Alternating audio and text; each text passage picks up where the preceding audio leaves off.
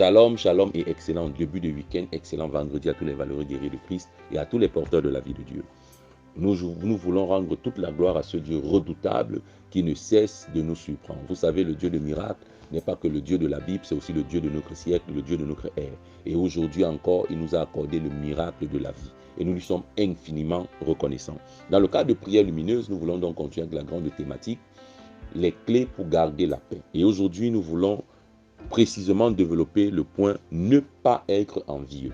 Bien-aimés dans le Seigneur, nous devons savoir que la cause de plusieurs conflits internes, que ce soit dans le ministère, que ce soit dans la vie professionnelle, que ce soit en milieu familial ou encore ecclésiastique, c'est le problème de l'envie. Plusieurs personnes convoitent ce que d'autres personnes ont.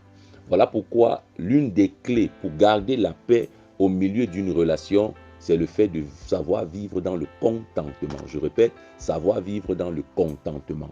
Ceux qui ne savent pas se contenter de ce qu'elles ont, ou encore de ce qu'elles auront, sont des personnes qui généralement se laissent aller à la jalousie.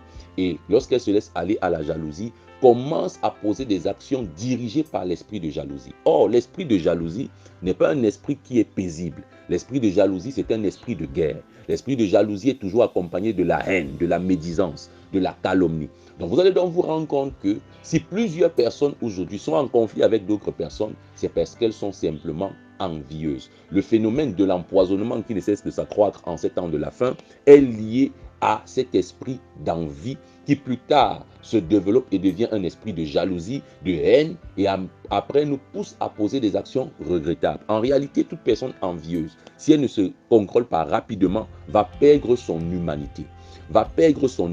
Pourquoi? Parce que cet esprit te déshumanise, t'amène à ne plus voir ton prochain comme étant un frère, comme étant une bénédiction, mais comme étant un concurrent, comme étant un ennemi, comme étant une personne à abattre, comme étant une personne à éliminer. Et vous allez donc vous rendre compte qu'aujourd'hui, les gens ne nous donnent plus un sourire honnête et sincère. Pourquoi? Parce que ces personnes-là sont remplies de jalousie. Et nous prions ce matin que Dieu te donne le discernement des esprits afin que tu puisses discerner ceux-là qui te donnent un vrai sourire de ceux-là qui te donnent un faux sourire. Que Dieu te donne l'esprit de discernement pour discerner ceux-là qui sont autour de toi, qui veulent ton bien et ceux-là qui veulent ta destruction à cause de la jalousie. Nous prions que Dieu, en cette saison également, nous rende ministère, nous délivre de tout esprit d'envie et de jalousie, nous délivre de tout esprit d'envie et de jalousie, qui nous amène à poser des actions regrettables, qui nous amène à maintenir un climat conflictuel, qui nous amène à garder dans nos environnements des colères, des haines, des tensions.